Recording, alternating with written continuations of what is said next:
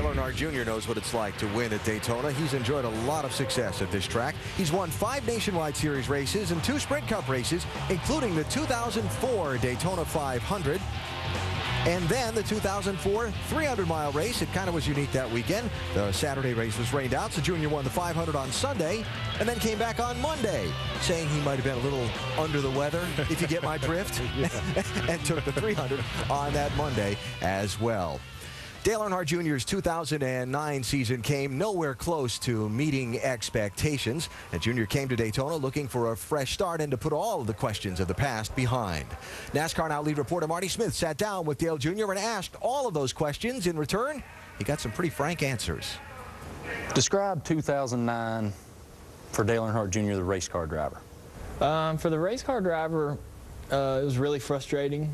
A lot of disappointment. You would go to the racetrack every week and hope that this would be the week that it was going to turn around, something good was going to happen, and you know, it just never really worked out that way. You actually said towards the end of the year, I'm, quote, at the end of my rope. What'd that mean? You know, and I meant that I was at the end of my rope, meaning I didn't know what else to do, or I didn't know where else to go, or how to turn it around, or what, you know.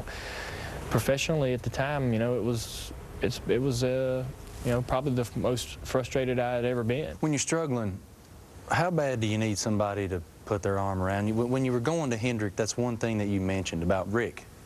Yeah. He's the guy that puts his arm around me and lets me know I'm a pretty good race car driver. Yeah. How bad do you need that? Well, when we were running as badly as we were last year, I really didn't want to see Rick, you know, because I was just so disappointed and ashamed. We have like a conference call every Tuesday.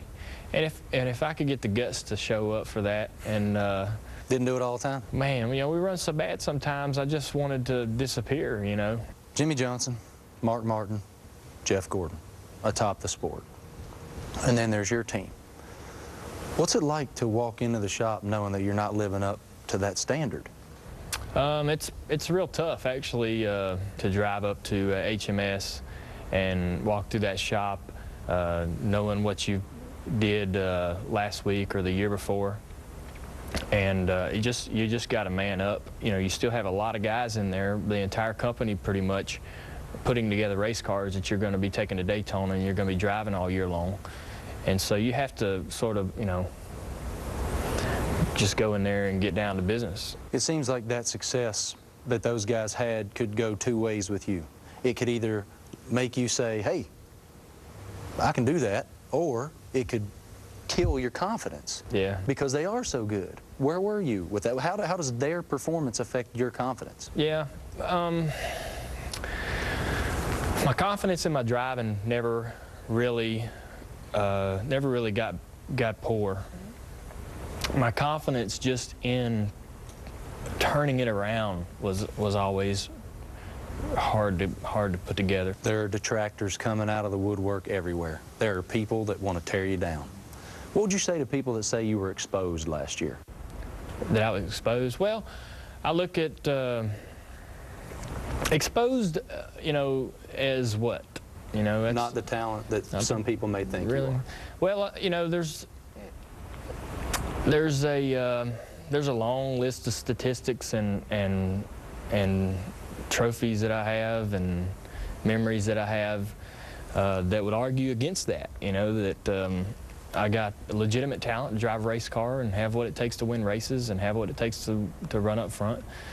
And you know, we were exposed as being a poor race team last year, and I don't think anything more than that. Bar, realty company, television production company, nationwide series team. Yep. Tons of peripheral business interests. Sure. Are you spread too thin? No. What? Okay. What right do you or anybody else have to tell me what kind of businessman to be and what kind of life really to live? If everybody should have an urgency to be an entrepreneur or to create whatever life they want for themselves. For the most part, we just sit back and let it go. All the things that I'm really involved in are basically laid in the hands of someone else that we feel, you know, is going to be responsible for it. And so a lot of people like to point at all those things we do and all the associations we have and partnerships we have, and a lot of people think that that's where my focus goes. But it's entirely misinterpreted and misunderstood. Was there ever a time in the last 2 years that you thought going to Hendrick was a mistake? Because it's kind of the one place where there is no excuse. Want to drive a B-class car or a C-class car and go, hey, man, I got an excuse for why I'm not running good. That's what I'm saying. That's one hell of a way to live right there. You know, a lot of people might feel like that's a good way to live their life, but that's not how I want to live my life.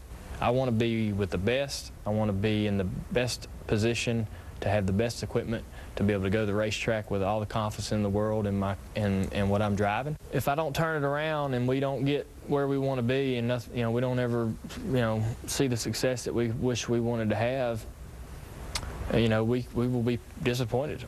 And I won't ignore the fact that it was disappointing that it didn't work out, but it wasn't a mistake to go there. It wasn't a mistake to do it, even if it doesn't work. And it won't matter to me that someone thinks it was a mistake. I'll have the memories of being involved in it and having done it. That's priceless, you know. Interesting thoughts from Dale Earnhardt Jr. behind the pre-race stage, getting ready to be introduced. Today he starts in the 3rd position in the number 88 car. As you listen to that, Brad, what was your reaction? For me, the big thing is I think last year was as low as it possibly could get for Dale Earnhardt Jr. I think the disappointment was overwhelming to a point because he ran so poorly. So I think that's all behind him. I think the big thing that we've got to watch for, and maybe the most apparent thing, is the emotional baggage that's come with all of this. The media continually to bear down on him, and the weight, it's got to be crushing. So I don't know if he can handle it mentally, because it's all right here, it seems like to me right now. What do you think? Well, look, he is very aware that everybody's looking at him, everybody's critiquing him and trying to get him in victory lane. I mean, he's thought about it a lot. You know, I talked to him, he says he is all in, he's focused, he's doing everything he possibly can, and he really thinks that he can turn this year around this year. I mean, this guy's a great competitor. I know he can get the job done. He just got to do it. But when you really get down to it, I mean, all drivers really, when you talk to them, they say, Rusty, I just can't get my car to handle right. If your car doesn't handle right, you look terrible. He has just got to figure a way, him and that crew chief, to get these 4 tires to stick to the ground so these cars handle right, so this cat can run up front, because he can definitely run up front, and he can win the Daytona 500, and he can make the chase. Well, and in fairness to Dale Jr., there are other drivers who have many outside business interests. Jeff Gordon, Tony Stewart. You put them to the right people, and they handle them for you, as Dale was saying. You know, I do, however, believe that this is a young man who's got a tremendous amount of talent, and he's got good equipment now. And I do think that the responsibility of the focus of getting that chemistry back in that team, he's such a huge personality that if he leads, people will follow. But I think he takes a lot of heat for being distracted with business interests, and I don't think that's the problem. No, I really agree with Rusty, and it's just communication on getting him what he needs in a race car. A win today. I know his big focus, his bread and butter, is that Sprint Cup ride. And by the way, he starts second in the Daytona 500. So win today, do anything to help over there? Well, I think it gives him some confidence. And the thing is, today he gets to race, and there's not all of the pressure. I mean, we almost forget about him sometimes when he gets into these nationwide races because he does so well. Plus, there's the Danica effect today. So he gets to hide and have fun, and I bet you he does a darn good job because of that. Oh,